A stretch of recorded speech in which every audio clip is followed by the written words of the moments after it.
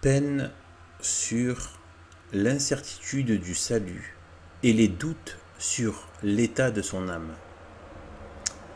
Outre l'incertitude où sont tous les hommes en général au sujet de leur salut éternel et de l'état présent de leur âme, il arrive souvent que Dieu laisse certaines âmes intérieures dans une incertitude encore plus triste sur ce point essentiel, ce qui leur fait craindre d'être dans un état dangereux.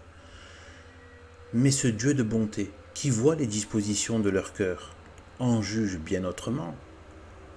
Cette conduite qu'il tient à leur égard ne peut que leur être salutaire, car il voit que si elles connaissaient le bon état de leur intérieur, cette connaissance pourrait leur causer de vaines complaisances et diminuer leur vigilance sur elles-mêmes. C'est donc pour leur bien qu'il les laisse dans cette ignorance et cette incertitude, pour les tenir dans l'humilité et la défiance d'elles-mêmes. Il ne faut donc pas s'étonner que des âmes même qui cherchent Dieu purement ne laissent pas de se trouver quelquefois dans une obscurité si grande et des nuages si épais que la foi, la piété, l'amour de Dieu, tout semble avoir disparu. L'une s'imagine que toutes ses bonnes œuvres étant défectueuses, elle a perdu le mérite de tous ses travaux et qu'elle n'a rien acquis pour le ciel. Cette pensée l'afflige, la trouble, jusqu'à lui faire craindre d'avoir commis quelque grand péché qui l'a jeté dans ce triste état. Tel autre désirerait ardemment, à ce qui lui paraît, d'aimer Dieu de tout son cœur, mais Dieu semble le rejeter loin de lui. Son cœur lui paraît fermé, sa main semble la repousser quand elle se présente à lui. Le démon, toujours ennemi de la paix des âmes, leur met souvent ces tristes idées dans l'esprit, afin de les dégoûter de la piété, en leur montrant que tous leurs efforts sont vains et leurs combats inutiles. Le moyen le plus sûr pour se tirer de cette excessive perplexité, c'est de recourir aussitôt à Dieu, de lui protester qu'on aimerait mieux mourir 1000 fois que de l'offenser.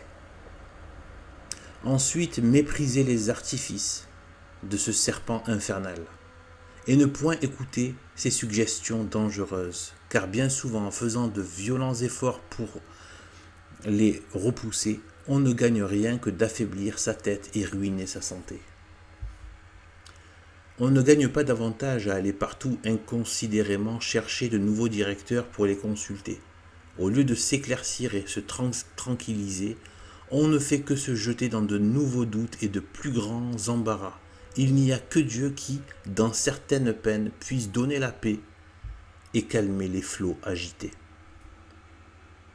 Ainsi, après avoir consulté un directeur éclairé et expérimenté, il faut s'en tenir à la prière, à l'humilité et au saint abandon, jusqu'à ce qu'il plaise à la divine bonté de soulager cette peine ou de nous en délivrer.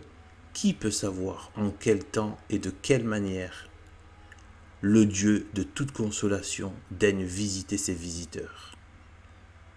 Soyez donc en paix et assurez-vous que vous vous rendez plus agréable à Dieu et que vous travaillerez plus efficacement pour votre salut en vous jetant avec confiance dans le sein de sa miséricorde, qu'en vous concentrant dans des recherches et des retours où l'amour-propre a souvent plus de part que l'amour de Dieu. Il est de foi que personne ne peut savoir s'il est digne d'amour ou de haine. Inutilement donc voudriez-vous tirer un voile que Dieu a mis et entrer dans des profondeurs qu'il nous a défendu de sonder. Pratiquez le bien et vous serez sauvés. C'est tout ce que vous devez savoir. Votre sort est plus en assurance entre les mains de Dieu qu'il ne le serait dans les vôtres. C'est là, dis-je, ce qu'on doit dire à toute âme qui est en peine sur l'incertitude de son salut. Mais il est quelquefois des âmes en qui cette peine va beaucoup plus loin et qui sont dans un état encore bien plus affligeant. Non seulement elles sont dans le doute et l'incertitude sur leur salut, mais elles se croient positivement perdues sans ressources et absolument réprouvées de Dieu. Leur damnation leur paraît évidente. Destinées à être les victimes éternelles de la justice divine, condamnées sans retour à ne jamais voir Dieu et à n'avoir que l'enfer pour partage.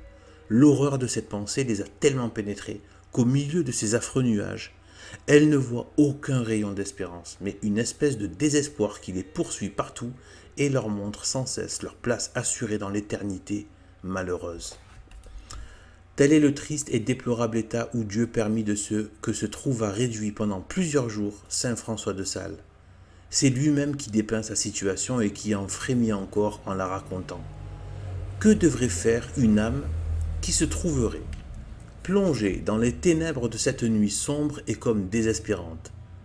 Elle devrait prendre le parti salutaire que prit ce grand saint, et dire à Dieu dans le fond de son cœur affligé et absorbé dans ce torrent d'amertume et de fiel, « Eh bien, mon Dieu, si telle est l'arrêt porté sur moi, que je doive être à jamais réprouvé et hors d'état de vous voir et de vous aimer dans l'éternité, faites du moins que je vous aime de tout mon cœur dans le temps et quand je vivrai sur la terre. » Ô grand sentiment, ô étonnant sacrifice, non, peut-être jamais acte plus héroïque ne fut formé dans une âme. Jamais hommage plus pur et plus parfait ne fut offert à l'être suprême.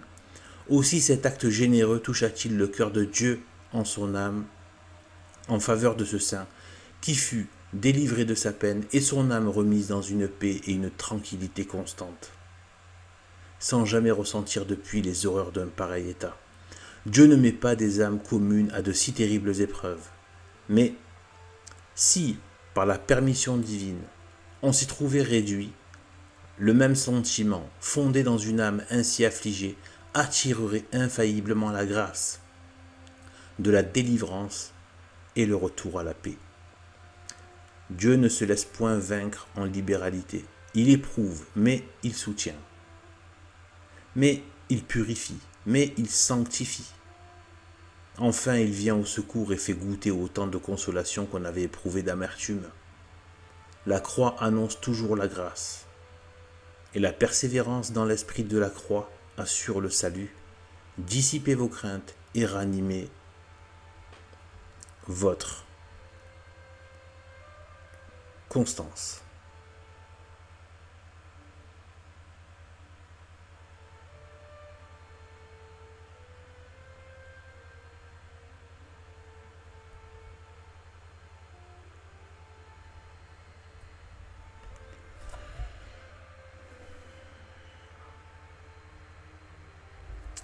Prière. Je le sais, ô mon Dieu, et il est de foi que personne ne peut savoir s'il est digne d'amour ou de haine, et quand même il saurait qu'il est à présent dans vos grâces. Il est certain s'il y persévérera jusqu'à la fin. Il est incertain s'il y persévérera jusqu'à la fin. Personne ne peut donc être assuré de son salut.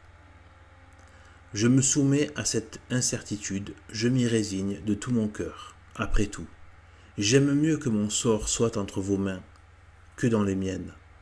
Toute la grâce que je vous demande, c'est la force de supporter mes peines. Je prierai, je travaillerai, je tâcherai de remplir les devoirs de mon état. En un mot, je donnerai tous mes soins à la grande affaire de mon salut, après quoi je n'en attendrai le succès que de votre bonté.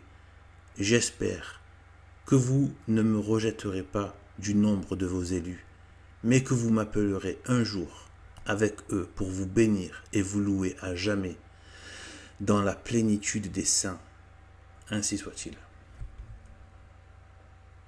Au nom du Père, du Fils et du Saint-Esprit, ainsi soit-il.